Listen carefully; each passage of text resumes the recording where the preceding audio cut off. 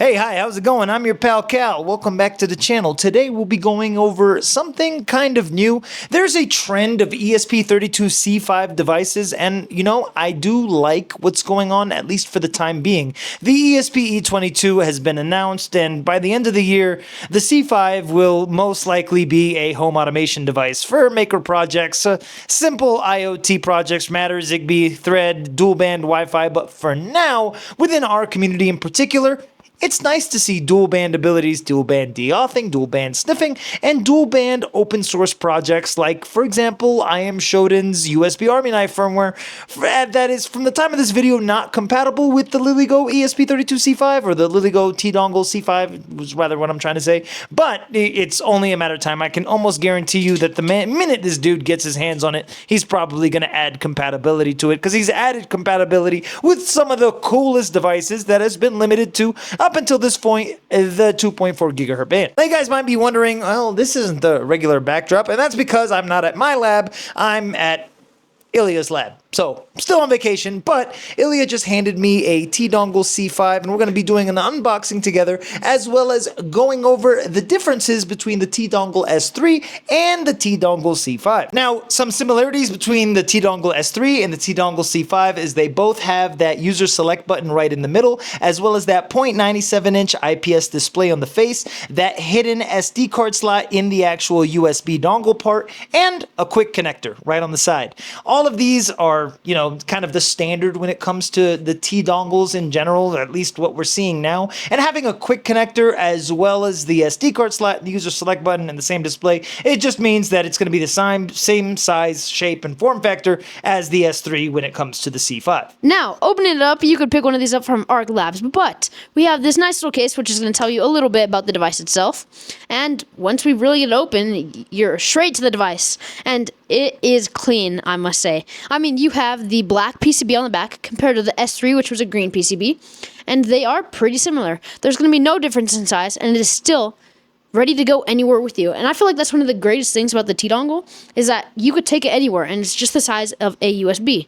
We have an area to add a keychain here at the back, and at the front, we still have the area to add a SD card to run all our payloads and save our firmware onto it. We have a boot and select button here on the back, which is the same between the two, but like I said, the main difference is going to be the C5 instead of the S3 chip on the device. Now, compared to the UFL connector we have on the S3, we actually have these little mini connectors, and what are those called again, Cal? I think XFL. I completely forgot what the name of that tiny UFL connector. You'll sometimes find these on Wi-Fi cards, for example, but this is the UFL connector that's kind of the standard that you'll find, but these tiny mini ones just means that if you wanted to add an external antenna, for example, you got to make sure they are not the standard UFL. They're that tiny.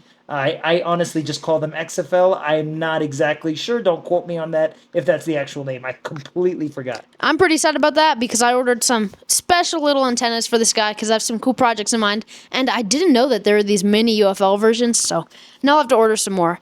But we have this clean cap on the top to keep our USB safe and not smashed or damaged. And like we said, you can really just see the SD card right there at the front and pull it out when you want to put some new firmware in there or maybe mess around with the device a little more. Now, specs. I want to talk about specs real quick because specs are really important here.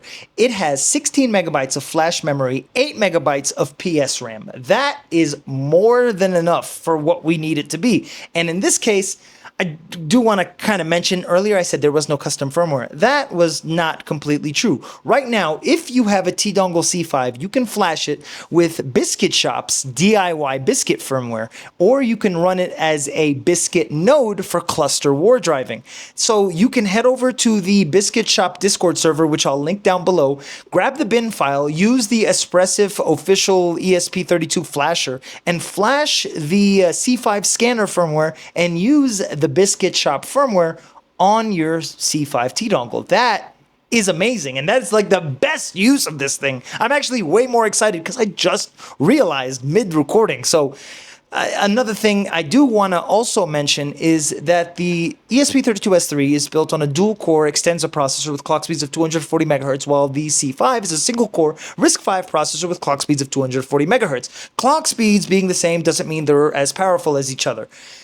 The ESP32S3 excels when it comes to like simple AI tasks, like being able to run a small like voice assistant model. And in this case, we don't need that, man. This runs perfect for what we need it to be. And I love the fact that this can be a dual band war driver straight out the box. Plug it into a power supply and you're good to go. Now, I don't think that the screen will actually display anything if you flash it with the DIY Biscuit firmware, at least for now. Maybe Hedge plays up on that, because that would be pretty cool, man. Now, if you are interested in snagging yourself a T-Dongle C5, use the code GHOSTSTRATS on LILYGO's website. You'll get 5% off, and I believe it goes to support GhostStrats himself, and he's a dear friend of mine who's supported me for the longest time, and I love him dearly. So for 5% off, you can use the code GhostStrats, and yeah, man, that's about it. The T-Dongle C5 is available, and right now, the DIY Biscuit firmware works on it, because this thing has everything the DIY Biscuit firmware needs,